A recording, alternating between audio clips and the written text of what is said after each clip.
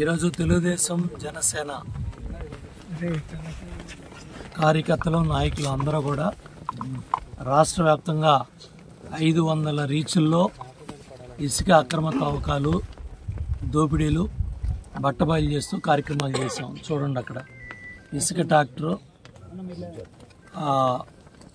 Tyre ఊడిపోయి ఏ విధంగా సజీవ సాక్ష్యంగా ఇవాళ మన కళ్ళకు కనపడతా ఉన్నాయి. కేంద్ర ప్రభుత్వ సంస్థలు చెప్పాయి, ఎన్జిటి చెప్పింది, పర్యావరణ శాఖలు చెప్పినాయి, ఎన్విరాన్మెంట్ క్లియరెన్స్ లేదని చెప్పినాయి, అటవీ మంత్రిత్వ శాఖలు చెప్పినాయి. కానీ ఆంధ్రప్రదేశ్ రాష్ట్రంలో జిల్లా కలెక్టర్లకి ఈ వాస్తవాలు కనపట్టలేదు, మైనింగ్ అధికారులకి ఈ వాస్తవాలు కనపట్టలేదు.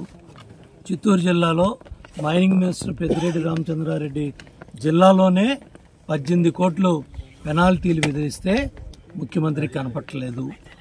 ఇవాళ స్పష్టంగా ఇవన్నీ కూడా ఎన్జిటి కేంద్ర సంస్థలు చెప్పాయి. తవ్వకాలు నిజమే, రాష్ట్ర వ్యాప్తంగా 500 రీచుల్లో జరుగుతున్నాయి. శాటిలైట్ చిత్రాలు వచ్చినాయి, అక్రమ తవ్వకాలు ఫోటోలు వచ్చినాయి. మొత్తం క్లియర్గా దొరికినప్పటికి కూడా బొక్కాయిస్తూ ఉంది రాష్ట్ర ప్రభుత్వం.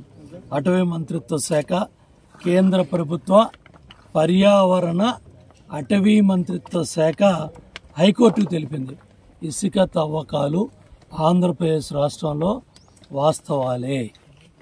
అయినా జగన్ రెడ్డి ప్రభుత్వం నిస్సిగ్గుగా ఏ మాత్రం కూడా పట్టించుకోకుండా ఎన్జిటి ఆదేశాలు, కేంద్ర కాలుష్య నియంత్రణ బోర్డు సిపిసిబి, ఎంఓఎఫ్ మొత్తం క్లియర్గా చెప్పినా కూడా ఏ మాత్రం లెక్క పెట్టకుండా జేసీబీలు ప్రొక్లైన్లు పెట్టి ఇవన్నీ తవ్విస్తున్నారు.